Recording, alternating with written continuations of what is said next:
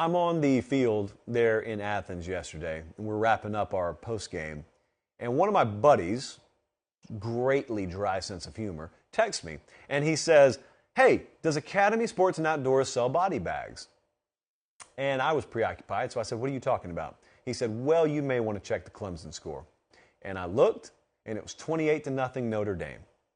And at that point, I knew why he wanted to know whether Academy and Outdoors sold body bags.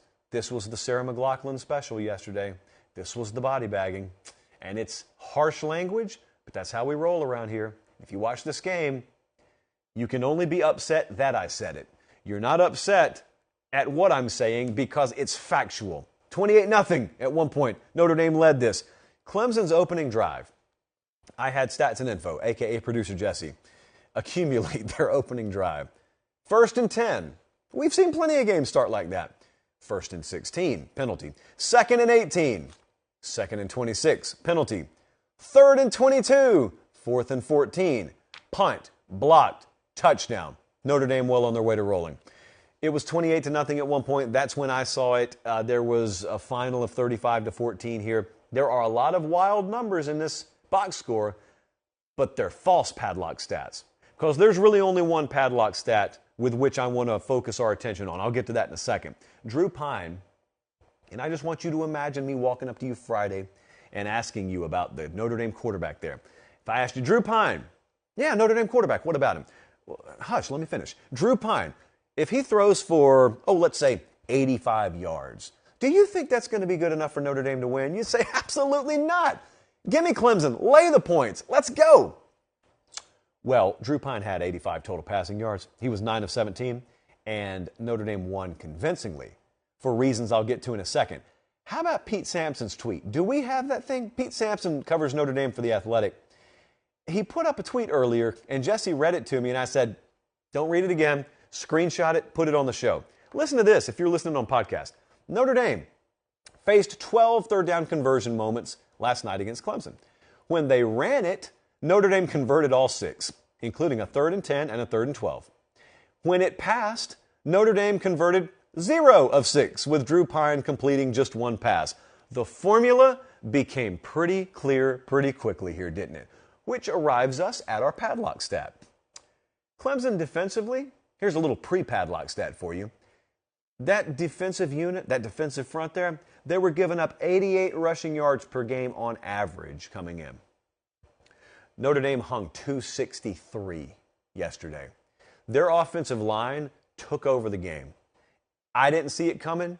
I don't know if Notre Dame fans saw that coming. I certainly didn't hear a lot of that talk last week. But wow.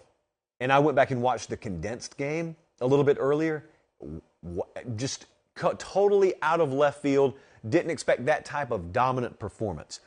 I expected they'd struggle to throw the ball. But that's when I asked you the other day, having said that, where's the offense going to come from? And it came from a place where I just didn't think it was possible to come from. I didn't think they could run the ball like that on Clemson. And wow, they did. Dabo afterwards was every bit as surprised as me.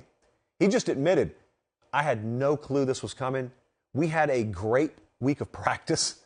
So we weren't worried when we came up here. But that shows you why coaches are always so paranoid. Because you go into games sometimes and you see these guys and they're wound tighter than a snare drum, and you wonder, man, what are you so worried about? You should easily win this game this week. Well, they all remember instances like this where they think they're prepared and they're going into it and they love the week of practice they've had and they're playing a team they outclass and they just get whipped. And afterwards, think about how unsettling that is. It's one thing if you know we're banged up badly and we're just not prepared this week.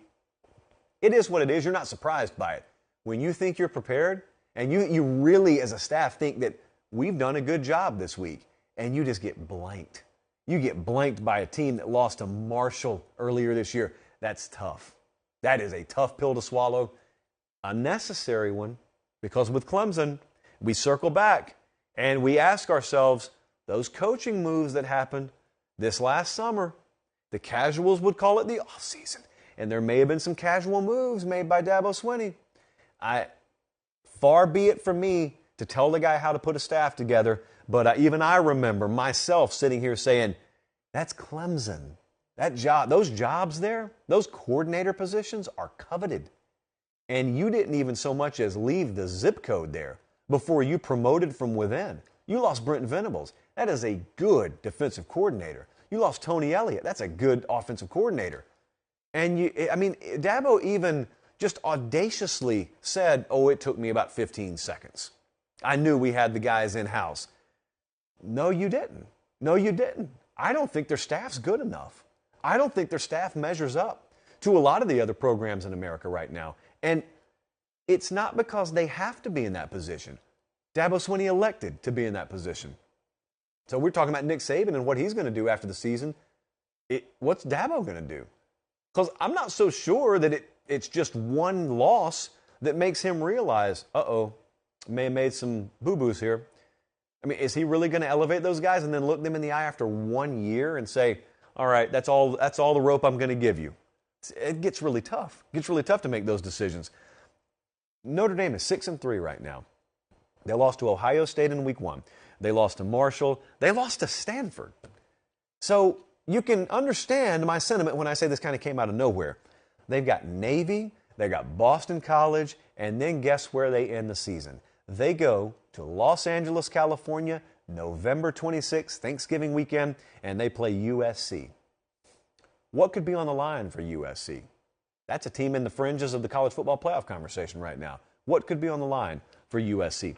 Look, I think that it's equally intriguing to look at what Marcus Freeman is doing at Notre Dame and what Dabo is going to have to do at Clemson, because their season's not over either. Look, just because they're talking about you being out of the college football playoff conversation, you still got a conference playoff and a conference championship picture, I guess, over there to focus on. So a lot of divergent questions coming out of that game. Thanks for watching, guys. Don't leave yet. Don't leave yet. Make sure you like the video and please subscribe to the channel. Not just for me. That's how we keep this entire thing free.